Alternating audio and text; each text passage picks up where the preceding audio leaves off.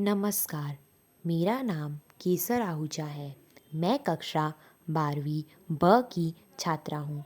आज मैं आपके समक्ष पुस्तक आरोह के पाठ 7 बादल राग के वर्णनात्मक प्रश्न प्रस्तुत करना चाहती हूँ, जिसके कवि सूर्यकांत त्रिपाठी निराला जी हैं। प्रश्न 1। अस्थिर सुख पर दुख की छाया पंक्ति में दुख की छाया किसे कहा गया है और क्यों? उत्तर।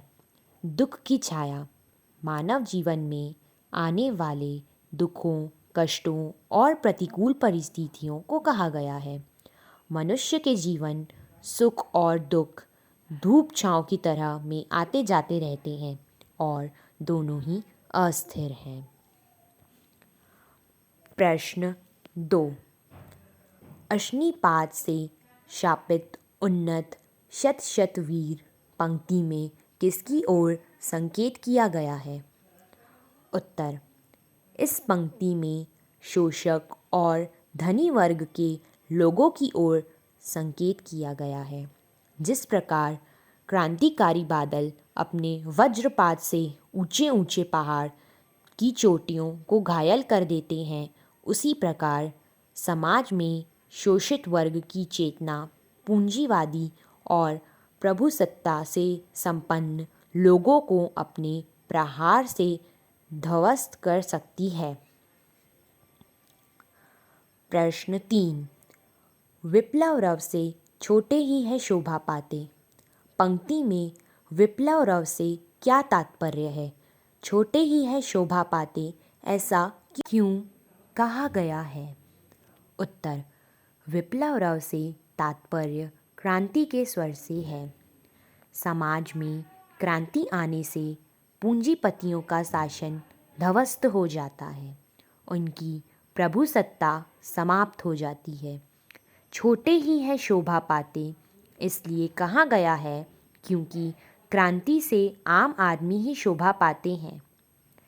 समाज का निम्न वर्ग किसी भी क्रांति से प्रभावित नहीं होता, बल्कि उनको इन परिस्थितियों से आगे बढ़ने का अवसर प्राप्त होता है।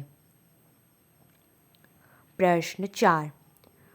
बादलों के आगमन से प्रकृति में होने वाले किन किन परिवर्तनों को कविता रेखांकित करती है? उत्तर। बादलों के आगमन से प्रकृति में कई परिवर्तन होते हैं। इनके आगमन से अकाल की चिंता से व्याकुल किसान के मन में नया जोश और उल्लास हो जाता है। पृथ्वी से पौधों का अंकुरण होने लगता है। बिजली चमकती है तथा उस गिरने से पर्वत शिखर टूटते हैं। सर्वत्र हरियाली होने का आभास होने लग जाता है। प्रश्न 5। अट्टालिका नहीं है रे आतंक भवन, सदा पंख पर ही होता जल विप्लव पलावन। अर्थ स्पष्ट कीजिए। उत्तर। कवि कहता है कि ये ऊंचे ऊंचे भवन व इमारतें वास्तव में इतने ऊंचे एवं महान नहीं हैं। ये तो अनेक मजदूरों के शोषण व उनकी मेहनत के परिणाम हैं। ये तो भय और त्रास के जनक हैं।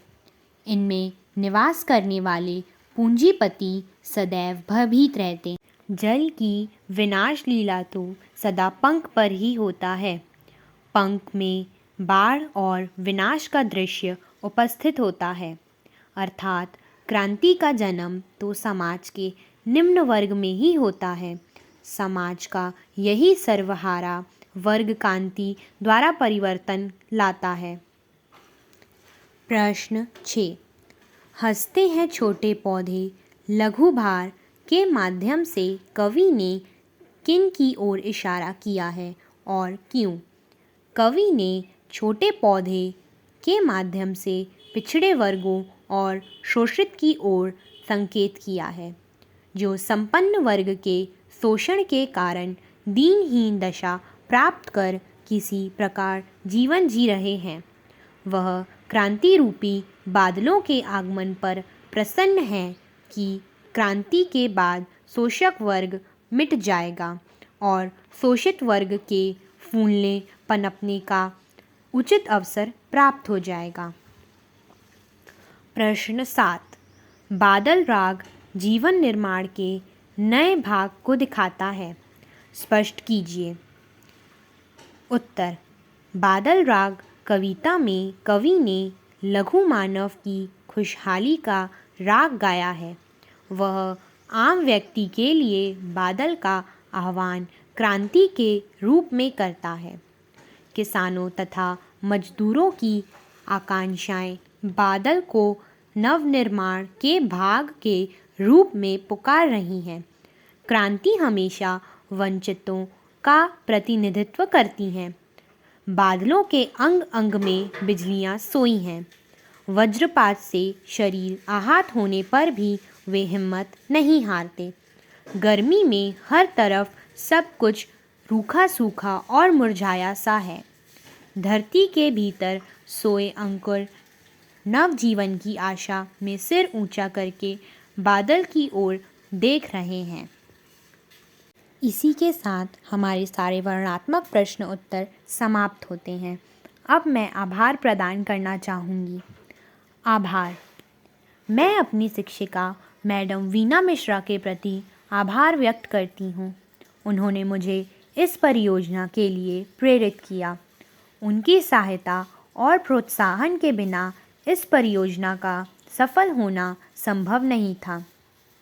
मैं अपने प्रधान अध्यापक जी की आभारी हूँ। उन्होंने मुझे अनुसंधान करने और इस अद्भुत परियोजना को पूरा करने का अवसर दिया। मैं अपने माता पिता को धन्यवाद कहती हूँ।